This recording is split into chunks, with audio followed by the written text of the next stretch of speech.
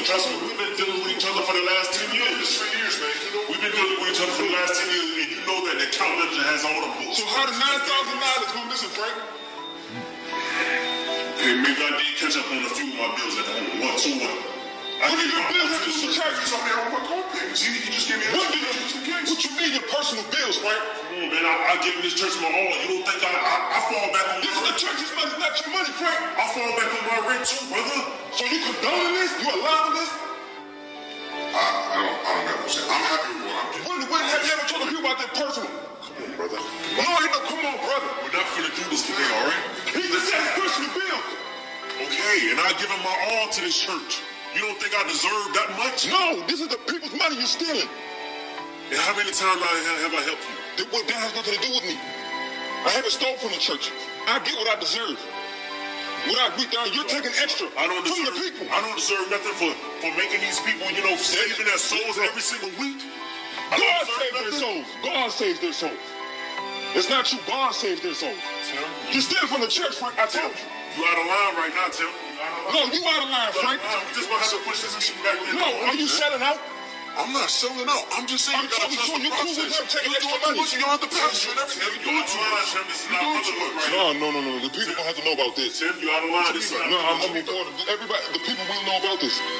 Frank, this is not right what you're doing, and you're wrong for siding with him. Tim, you out of line right now. This isn't the brotherhood that we talk about. What you mean your personal bills? You just hurt me. I fell back on a few bills and I paid it. I'm going to give the church back their money. That's all right. Well, y'all gonna see about this. This ain't right, Frank. And this not right, Frank. Come on, Tim. Your personal bills? Brother, you don't have to. You're stealing from the church. I'm not stealing, Tim. I'm gonna give it back. What about all the time that I helped you and your family, Tim, when your lights was out? But I asked you to help me from your personal, not from the people's money. The people don't know nothing about my life. Get money back, Tim. You'll get that money back. No, I'm not allowed. You can't steal from the people, bro. All the time that I helped you and your family. What about your son's medical bills? If you couldn't help me, I wouldn't. What about your son's medical bills when I gave you $4,500? That still does not give you the right to steal from the people. You're a pastor, for God's sake. That still does not give you the right to steal from the people. Tim, you gotta leave. You out of line. You out of line, Tim. You gotta leave. No, Frank, I swear everybody's gonna see this video. Oh, let's talk about this bullshit. Y'all know this is not an isolated incident. You know it's not an isolated incident. These wolves are taking all your money. And this is just horrible because the first person I want to go at though is the guy Tim, the other guy. See, if you watch the first part of this video, I wasn't going to do all 4 parts, but if you watch the first part of this video, because there's a lot of repetitive stuff in it. Not this part 1, I should say. Tim is siding with the pastor because in this meeting, Tim asked for an extra $300 or $400 or something like that because Tim needs to pay his car note. So, and the pastor is like, okay, we can work that out. That's why Tim is on his side, because Tim has something to gain in the immediate moment. So Tim wants that extra. So Tim is not going to badmouth the pastor in this instance because Tim wants that money, and that's why he's on that side.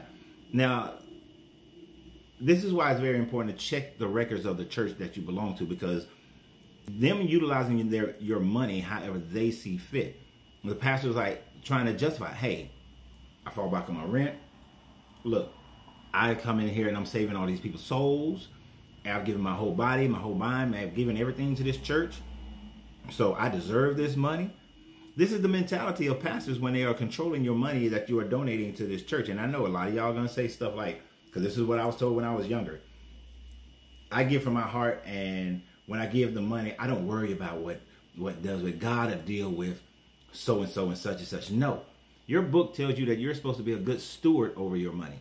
That means you don't give your money to known criminals or thieves, that you are complacent or complicit rather if you give your money and it's being misused and mishandled. This is why that's a scapegoat reason for you to not get involved with what's going on. That's one of the reasons why I can't do this religion at all, because it's a bunch of bullshit. But then the pastor tries to infer to the dude, what about all the times I helped you when your lights got turned off, when your son needed medical help? But the man came back exactly how he should have. He asked the pastor to help him personally. He did not ask for the pastor to give him money from the church.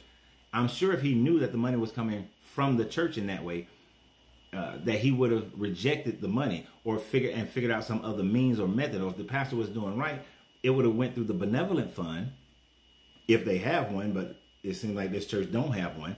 And then I really want you guys to go watch part one and part two, because the pastor flip-flops about how he had told the church that they had raised the money to pay for this fence, but then justifies the missing $9,000, saying that they still need to raise more money for this fence, and then start saying, well, there's AC, there's all these other things. Really, he's just trying to cover up from where he has stolen the money.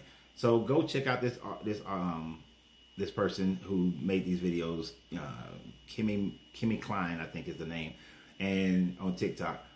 And this is just what y'all need to be on guard, or if you're going to continue to follow this religion. But if you follow any religion, or you put your money anywhere, you have to maintain ownership of your money and where it's going and what is being done. That's one of the reasons why I couldn't stand the way Christianity is taught, because it's like, no, if I give you money, I expect that money to be used for the purpose that I gave you the money for, not for your own little decisions here or there, however you make it. These people are crooked. Stop believing that all pastors are good, and stop believing that your pastor is the exception to the rule. And please be mindful that you got to have checks and balances on anybody that you give money to, or give your time to, or anything that you give anything of yourself to. But y'all have a great day. And remember always, you got to free yourself to be yourself, because your greatness is non-negotiable. Good journey, good vibrations.